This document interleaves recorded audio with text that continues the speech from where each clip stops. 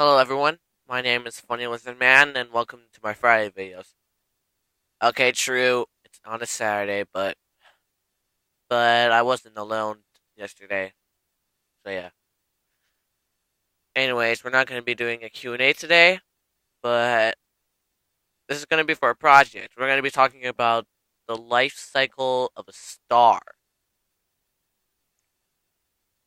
and I probably would also talk about supernovas, and maybe black holes, yeah.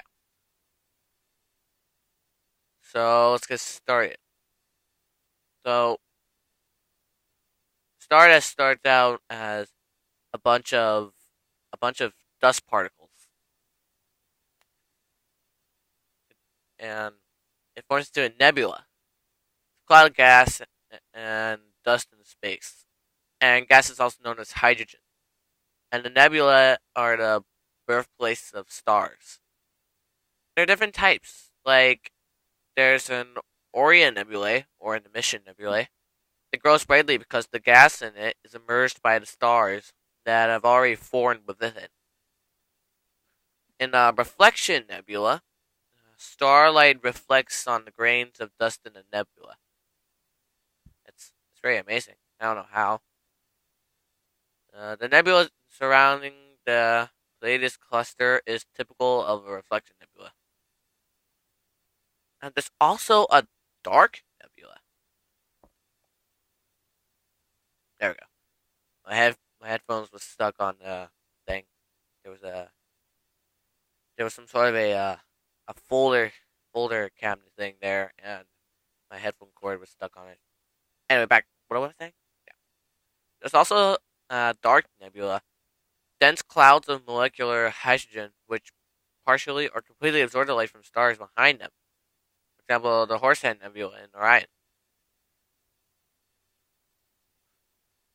And I gotta talk about the final nebula after the red giant.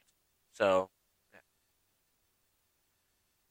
So a star is a luminous globe of gas producing its own heat and light by nuclear reactions. After all, the dust particles form together, like are just pushed together. I think that's how you say it. I like being pulled together and condensed in one little core. It consists mostly of hydrogen and helium gas, like our sun. Surface temperatures range from 2,000 or more degrees Celsius to above, well, 30,000 or more degrees. And corresponding colors from red to blue, white.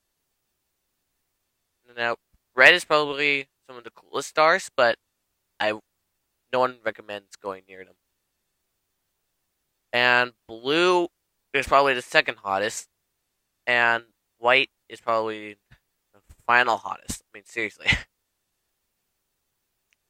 mean, the brightest stars have masses 100 times that of the sun, and emit as much light as millions of suns. They live for less than a million years before exploding as supernova, because you know when they're bigger stars, they burn faster, and and it puts more pressure on their core. So yeah, the faintest stars are the red dwarfs, less than 1,000 the brightness of our sun. The smallest mass possible for a star is about 8% of that of the sun, which is 8 times the mass of the planet Jupiter. Otherwise, nuclear reactions do not take place. Objects with less than critical mass shine only dimly and are termed brown dwarfs or large planet. And towards the end of its life, a sun like, damn it, sorry, a star like the sun swells up into a red giant before losing its outer layers as a planetary nebula. finally shrinking to become a white dwarf.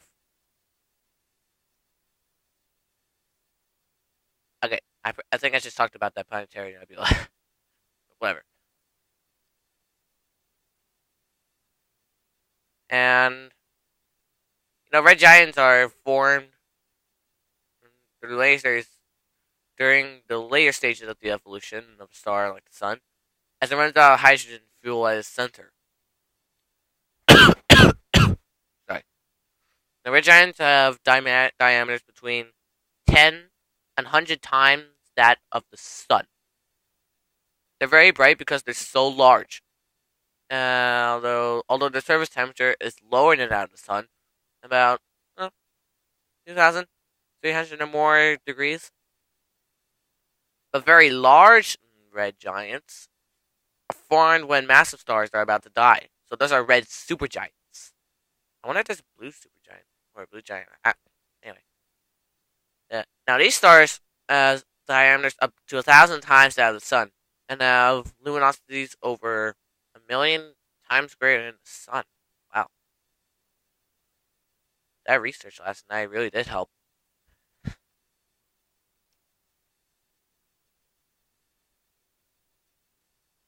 Now, red dwarfs, they're very cool, faint, and small stars. Approximately 1/10 the mass and diameter of the sun. By very cool, I didn't mean fashionable, as in like, well, I guess you know what I mean. Good lord, my throat. They burn very slowly and have estimated lifetimes of 100 billion years. Proximity surgery and burn stars are red dwarfs. Now, the white dwarf is a very small hot star, which is the last stage in the life cycle of a star like the sun. White dwarfs have a mass similar to that of the sun, but only 1% of the sun's diameter. Approximately, the diameter of the Earth. So, someone tells me white dwarfs are as big as the Earth. Yeah. Surface temperature of a white dwarf is 8,000 or more degrees. But being smaller than the sun, their overall luminosities are 1% of the sun or less. I think I need to drink water after this. And they consist of degenerate matter with a very high density due to gravitational effects. Like, one spoonful has a mass of several tons. White dwarfs cool and fade over several billion years.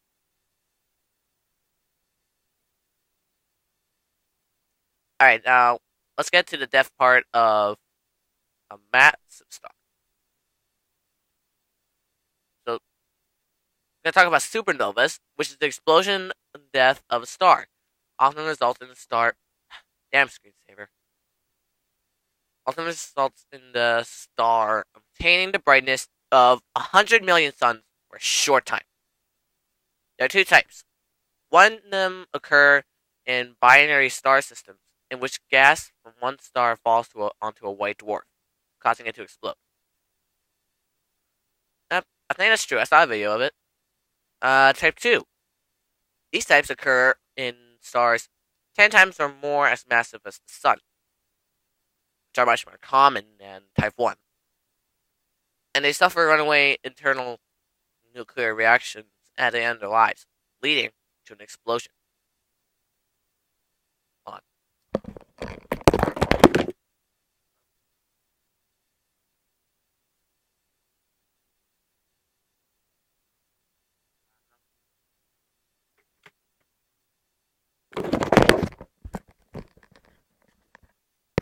Sorry about that.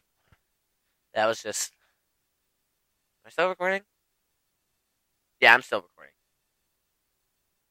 Anyway, I'm gonna have to end this video soon. I can't record for more than 15 minutes. Anyway, what was I saying? Oh yeah. Supernovas leave behind neutron stars or black holes.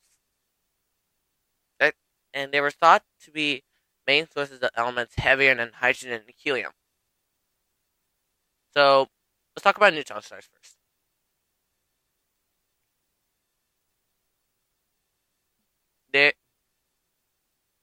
Alright, neutron stars are composed mainly of neutrons and are produced when, when the supernova explodes, forcing the protons and electrons to combine, to produce a neutron star. They're very dense. I don't know why, but typical stars having a mass of 3 times the sun by only a diameter of only 20 k 20 kilometers. If its mass is any greater, its gravity will be so strong it will shrink further to become a black hole. Pulsars are believed to be neutron stars that are spinning very rapidly. Neutron stars spin? Huh. Now, black holes are believed to form from massive stars at the end of their lifetime. The gravitational pull in a black hole is so great, nothing can escape from it, not even light. The density of matter in a black hole cannot be measured. Black holes distort the space around them, and can often suck neighboring matter into them, including stars. So yeah, that's the life cycle of a star. It's probably gonna take a long time for our planet to die. No, not our planet. Our sun. Yeah, and there's a lot of black holes, including supermassive ones. Like there's a bunch. There's probably, I don't know, a bunch of supermassive black holes in the middle of our galaxy, the Milky Way. Don't ask me where I learned all that. Anyway, before I end this video, I have to thank you guys. I got at least 13 subscribers the last I checked, and I was excited when I got 11. 13. I really gotta thank you. Thank you guys. Although I haven't been getting much comments lately, not very much views either.